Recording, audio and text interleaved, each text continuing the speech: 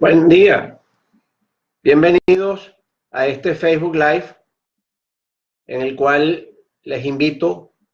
a escuchar mis reflexiones acerca de la figura del estado de excepción y responder con ello a la pregunta de si en Venezuela realmente se está obrando bajo la figura de estado de excepción o si en el fondo a lo que asistimos es a una dictadura. Ante todo, veamos de qué se trata el tema de los estados de excepción. Pero antes, les recuerdo mi nombre, Alberto Blanco Uribe Quintero, abogado de la Universidad Central de Venezuela, profesor de Derecho Constitucional y de Derechos Humanos de la Universidad Central de Venezuela y de la Universidad Católica Andrés Bello, especialista en Derecho Público por la Universidad Robert Schuman de Francia, y especialista en justicia constitucional y derechos humanos por la Universidad de Castilla-La Mancha en España. Bien, estado de excepción, como su nombre lo dice, una excepción es algo que ocurre cuando la regla deja de funcionar. Es decir, un país se encuentra en condiciones normales y ello significa que sus asuntos son atendidos por el gobierno, por las instituciones, siguiendo las pautas, principios, planes y normas jurídicas normalmente, vamos a decir, establecidas para ese desarrollo cotidiano en armonía de la vivencia en el país respectivo. Cuando se presenta una situación que rompe con esa armonía, que pone en peligro la paz de los ciudadanos, que atenta contra la independencia territorial del país, que pone gravemente en peligro la seguridad de las personas y de las instituciones, sin que ese conjunto normativo de principios, planes, reglas, etcétera, previsto para la cotidianeidad sean suficientes para atender esa situación, entonces nos encontramos en presencia de lo que en derecho constitucional se llama una emergencia. Y cuando se presenta una emergencia es cuando sucede la posibilidad de que el gobierno declare un estado de excepción. Por tanto, como excepción al fin, debe ser algo temporal, algo extremadamente limitado en el tiempo, de forma tal de actuar con la eficiencia necesaria en un plazo perentorio para volver las cosas al estado normal. La Constitución de 1999 regula los estados de excepción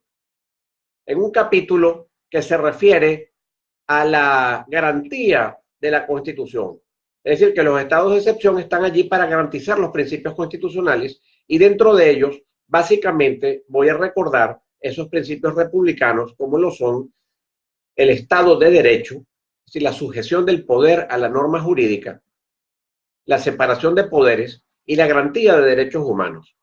Y fundamentalmente, además de la independencia territorial del país, sobre todo la tutela, la protección, la garantía de la persona humana y su dignidad, del desarrollo al libre desenvolvimiento de la personalidad, obligación principal del Estado. Pues bien, fíjense ustedes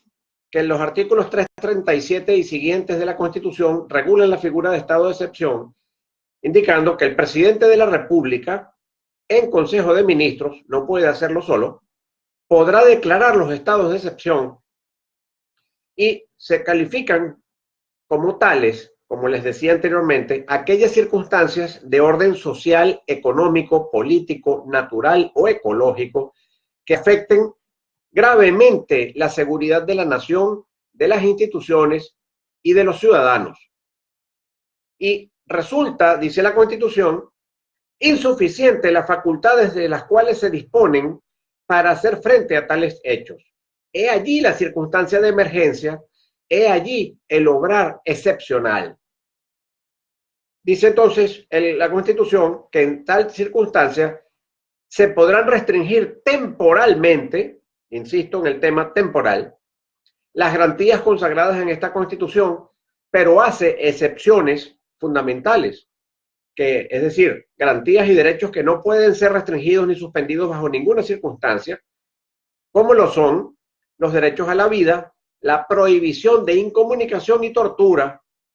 el derecho al debido proceso, el derecho a la información y los demás derechos humanos intangibles. No nos vamos a detener aquí ahora acerca de las graves denuncias que hay,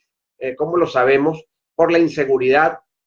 acerca del derecho a la vida, la cantidad de homicidios que hay en Venezuela y mucho menos la prohibición de incomunicación o tortura, que es la condición normal de las personas privadas de libertad en Venezuela, el que sean incomunicadas gravemente frente a sus familiares y abogados y también sometidos a torturas, tratos humanos,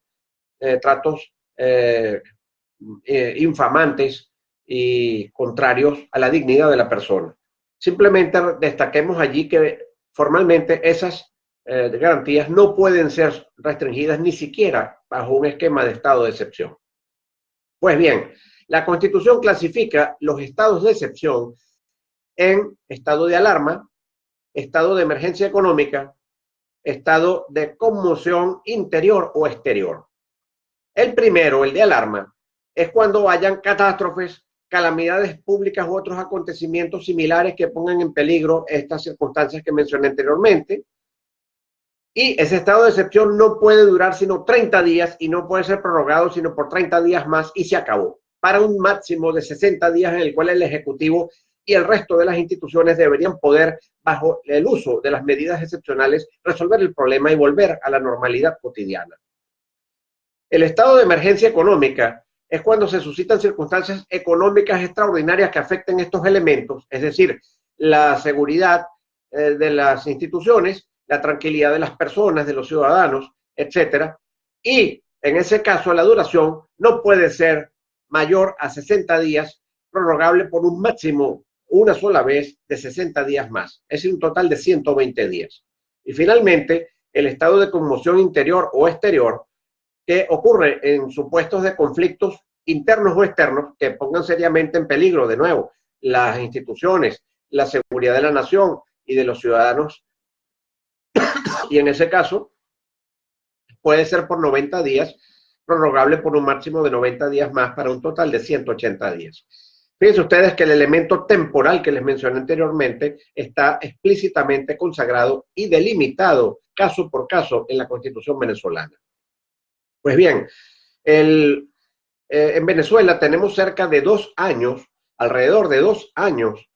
bajo un estado de excepción de naturaleza emergencia económica, que según vimos en la Constitución no puede durar sino 60 días y 60 días más como máximo de prórroga. Por allí ya tenemos una gran inconstitucionalidad, además demostrativa de la ineficiencia gubernamental, porque si efectivamente hubiese una emergencia económica que no fuese provocada por las políticas gubernamentales, por favor, entre paréntesis, entonces evidentemente en 2 años no haber podido resolver nada evidencia su total incapacidad para gobernar. Pero bueno, continuando con este régimen, nos vamos a tropezar con que el decreto que declara el estado de excepción debe indicar cuáles son los derechos o garantías que se restringen y establecer la regulación para el desarrollo o ejercicio de tales derechos o garantías en esas condiciones restringidas durante el tiempo que dure el estado de excepción. Estos decretos tampoco son constitucionales, en un segundo motivo ahora, porque no indican cuáles son las garantías restringidas y tampoco señalan, obviamente, consecuencia de lo anterior, de qué forma pueden ser ejercidas de esa forma, de esa manera restringida durante la vigencia del estado de excepción. Bien, dice entonces la normativa que este decreto será presentado dentro de los 8 días siguientes. Fíjense, primero se dicta el decreto y es lógico, el gobierno se enfrenta a la situación de emergencia y no puede esperar, debe obrar de inmediato, dicta el decreto, insisto, por el plazo máximo establecido en la Constitución e indicando las garantías suspendidas o restringidas y la forma en que se ejercerán durante el periodo de vigencia del decreto y demás medidas a ser dictadas, y dentro de los 8 días siguientes a la promulgación de ese decreto lo remite a la Asamblea Nacional o a la comisión delegada si la plenaria se encuentra en receso. ¿Y ello para qué? Dice la Constitución, para su consideración y aprobación. Cuidado con esto, porque la intervención de la Asamblea Nacional es fundamental a los fines de aprobar, es decir, verificar si la actuación del gobierno es consona con la situación que está ocurriendo, si efectivamente ha acontecido o está aconteciendo una emergencia, si efectivamente no son suficientes los mecanismos, normativas e instituciones previstas para la normalidad y si se justifica entonces que se dicten esas medidas. Y la razón por la cual debe intervenir la Asamblea Nacional es porque estamos hablando justamente de la garantía de la Constitución. La Constitución establece en sus artículos 2 y 3 que los derechos humanos son el elemento preferente frente a cualquier otra consideración y dentro de ellos básicamente la dignidad de la persona humana, y la Asamblea Nacional es precisamente el representante del soberano, el representante de los ciudadanos y ciudadanas, vale decir de las personas, y en consecuencia es él el que debe ponderar si el gobierno acierta o no cuando declara el estado de excepción y si efectivamente está ello justificado o no. Frente a su negativa, el decreto decae y queda sin ninguna vigencia.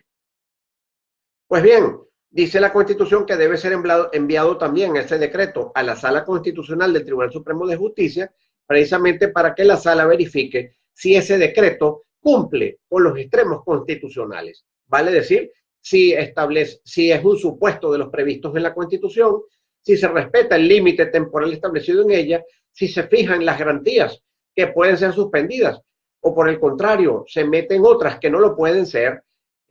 también si se fija de qué manera van a ser ejercidas las garantías restringidas durante el periodo de vigencia, si emana efectivamente del presidente de la República en Consejo de Ministros, etcétera. Es decir, un control de conformidad con la Constitución. Pues bien, ¿qué es lo que ha acontecido con esto? ¿Y por qué incurre el gobierno y apreciamos nosotros un nuevo elemento de inconstitucionalidad? Es que estos decretos no son enviados a la Asamblea Nacional. Y no lo son bajo el pretexto que conocemos, ya el famoso guión aquel del desacato de la Asamblea Nacional, que ya hemos analizado en otros momentos porque eso no es posible y porque se trata realmente de una usurpación del principio de separación de poderes, es decir, una total eliminación del principio republicano fundamental. ¿Cuál es la separación de poderes? Porque de él depende justamente la garantía, la protección, la defensa y el ejercicio efectivo de los derechos humanos, es decir, de la libertad de las personas. La Sala Constitucional, como sabemos, que no es un poder judicial autónomo, es simplemente un subordinado al Poder Ejecutivo, un subalterno del Poder Ejecutivo, una suerte de ministerio de poder judicial, si pudiéramos llamarlo así, al servicio del poder y no de la persona. Ha indicado que la Asamblea Nacional está en desacato y que por lo tanto no hace falta enviarle el decreto a la Asamblea y que la Sala asume las competencias de la Asamblea Nacional. Dígame usted, como que si esos sujetos hubieran sido electos directamente de forma en elecciones libres, universales, directas y secretas como lo fueron nuestros diputados en el año 2015. Pues bien, otro elemento gravísimo de inconstitucionalidad que por supuesto se ha prestado para que esta emergencia, si es que alguna vez existió, que no pudo durar en el estado de excepción dictado al efecto, más de 60 o máximo 120 días, ya está alrededor de los 2 años y va a continuar. Bien, hay que decir también que según la Constitución, el decreto cumplirá con las exigencias, principios y garantías establecidos en el Pacto Internacional de los Derechos Civiles y Políticos y en la Convención Americana sobre Derechos Humanos. Ya hemos tenido ocasión de decir por qué este régimen violó la Constitución al pretender denunciar la Convención Americana sobre Derechos Humanos. Pero en definitiva, el régimen previsto en ambos tratados internacionales es muy similar e implica, además de estos otros elementos que ya he mencionado anteriormente, que ya prevé la Constitución, la obligación para el Estado venezolano de informar, óigase bien, de informar a todos los Estados miembros, del Pacto Internacional de Derechos Civiles y Políticos, es decir, del Sistema Universal de Protección de los Derechos Humanos, por intermedio del Secretario General de la Organización de Naciones Unidas. Lo propio habría que hacerlo también con la Convención Americana sobre Derechos Humanos, pero que, como vimos, está excluida por un acto totalmente arbitrario del régimen actual. Pues bien, este es otro elemento de inconstitucionalidad porque el gobierno venezolano no ha cumplido su obligación de notificar a los estados miembros del Pacto Internacional de Derechos Civiles y Políticos y Comisión de Derechos Humanos de Naciones Unidas acerca de estos decretos que obviamente no pasarían ningún examen a nivel internacional, por las razones que les he explicado. Entonces, en definitiva, es otra violación más de la Constitución en ese ámbito. Perdón. Bien, es fundamental indicar por qué se ha ido a estos decretos de estado de excepción. Y la razón es muy sencilla. Como podrán recordar ustedes, hasta el año 2015,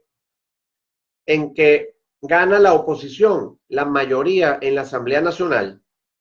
el Parlamento era controlado por mayoría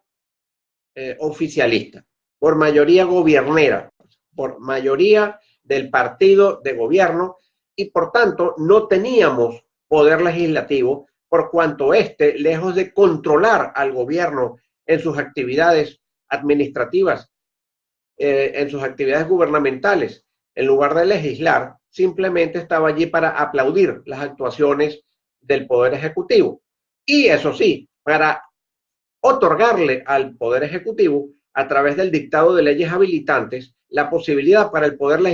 para el Poder Ejecutivo de legislar por periodos indefinidos de 18 meses, y luego le dictaban otro decreto, otra ley habilitante, por 18 meses más, y así sucesivamente, de forma tal que el Poder Ejecutivo venezolano se acostumbró durante todos estos años a legislar, es decir, a dictar las reglas como a él le pareciera, sin intervención del soberano, es decir, del soberano a través de su representante debidamente elegido en elecciones legislativas ante la Asamblea Nacional del país. Eso cambia en el año 2015, cuando las elecciones las gana mayoritariamente la oposición, con lo cual el Poder Ejecutivo se dio cuenta que ya no iba a poder seguir con el cuentito de las leyes habilitantes, e iba a tener una de dos: o asumirse institucionalmente dentro de un principio de separación de poderes como corresponde, republicanamente hablando, y bajo el principio de pluralismo político y de colaboración entre las ramas del poder público, cosa que no hizo obviamente, sino violar la Constitución, es decir, desconocer a la Asamblea Nacional, como efectivamente lo hizo por intermedio de aquellas sentencias tantas veces criticadas y justamente criticadas de la Sala Constitucional del Tribunal Supremo de Justicia ilegítimo, y optó entonces por irse por la vía de los estados de excepción.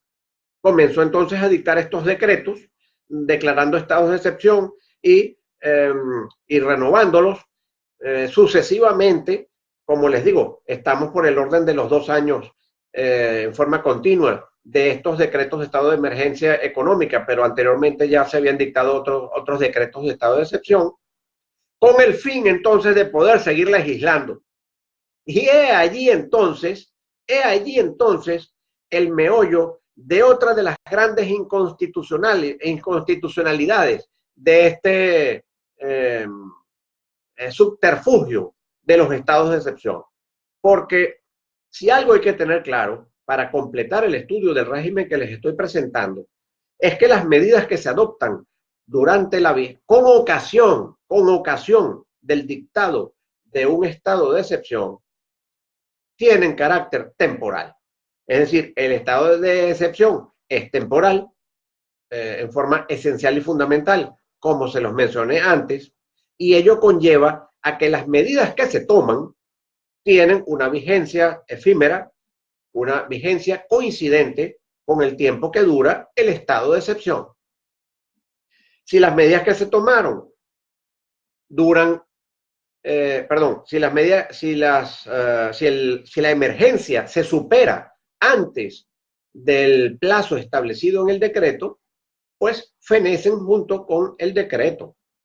Y si el problema se resuelve cuando termina la vigencia del decreto declaratorio del estado de excepción, pues en ese momento decaen esas medidas que son, insisto, por naturaleza temporales. Puede ser que mediante ellas se suspenda la aplicación de las normas que están llamadas a regular la situación del país en condiciones de normalidad, precisamente para ser sustituidas por las normas excepcionales.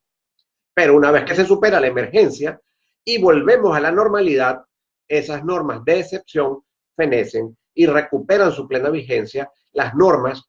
de condiciones ordinarias que fueron suspendidas en su momento. Si nosotros vemos estos presuntos decretos declaratorios de estado de excepción y sus prórrogas, nos vamos a dar cuenta que allí no se están dictando medidas de ninguna manera temporales, sino medidas destinadas a regir indefinidamente hacia el futuro hasta su derogatoria, como ocurre con las normas que se dictan en condiciones normales. Eso es gravísimo. Los ejemplos serían muchísimos. Nada más les voy a citar uno, quizás el más elocuente, y es el de el cono monetario, el de la nueva devaluación, el nuevo quitar 3 ceros a la moneda venezolana, es decir, al bolívar fuerte, que se debilitó más que el bolívar anterior y que ahora lo piensan mentar bolívar soberano. Y lo único soberano aquí es la arbitrariedad con la cual este gobierno actúa frente a las personas, frente a nosotros los venezolanos. Fíjense ustedes que el cono monetario, su modificación no puede ser dentro del ámbito de una emergencia porque estaría condenado a regir solamente por el tiempo que, según la Constitución, se establece allí, que pueda como máximo durar un estado de excepción. Es decir, que tendríamos un cono monetario emergente y una vez que se terminara el estado de excepción, volveríamos entonces a los bolívares fuertes. Es decir, aumentaríamos 3 ceros más. Cuidado, por supuesto que estoy en modo digamos, de sarcasmo, porque obviamente es una demostración que se utiliza el mecanismo de estado de emergencia para dictar medidas que por ningún concepto tienen la particularidad, como debe ser, como debería ser, de tener carácter temporal, sino para regir para siempre. Es decir, sustituirse al poder legislativo en el ejercicio de la función legislativa de forma arbitraria, violando el principio de separación de poderes por parte de un gobierno que definitivamente es autoritario y que tiene su ribete totalmente dictatorial, que se burla de la Constitución, se burla de la separación de poderes, pone al Poder Judicial a su servicio para burlar al Poder Legislativo, es decir, a la soberanía popular, cuya manifestación fue elegir a esos diputados en diciembre del año 15 para regir, para legislar durante 5 años, para controlar al gobierno en forma independiente y autónoma durante 5 años. Por supuesto, ese decreto mienta una famosa guerra económica. Sabemos que no hay tal guerra económica, sabemos que existe una ley acerca de guerra económica. Si ustedes la leen, ahí tengo un live al respecto, van a ver que allí no se menciona absoluto ningún tipo de guerra, es decir, no se fundamenta. Y en definitiva, cabría preguntarles, amigos, en forma sarcástica también, si es que hay una guerra económica, si es que hay un famoso imperio impidiendo que a nuestro país lleguen los alimentos y lleguen las medicinas, matando a nuestro pueblo, entonces solamente pregunto cómo es posible que sí llegan armas, ¿verdad? Sí llegan material bélico, sí llegan bombas lacrimógenas, todo eso sí llega porque nada de eso se produce en el país. Así que si hay un bloqueo económico o una famosa guerra, explíquenme ustedes cómo es que el enemigo le permite el suministro o provee el suministro de armas y municiones al enemigo, pero no así alimentos y, y medicinas. Por supuesto, todo eso es propio del populismo que caracteriza a este régimen. Bien, espero de esta forma haber podido contribuir al entendimiento de por qué el obrar de este gobierno en este ámbito de los estados de excepción es completamente inconstitucional, violatorio de la Constitución. Les dije más o menos 4 o 5 puntos demostrativos de ello y quedo pues como siempre a la orden para cualquier comentario que me quieran hacer, como esos que me han hecho y sugerencias de temas también por el Messenger, por la mensajería privada. Gracias y hasta una próxima oportunidad.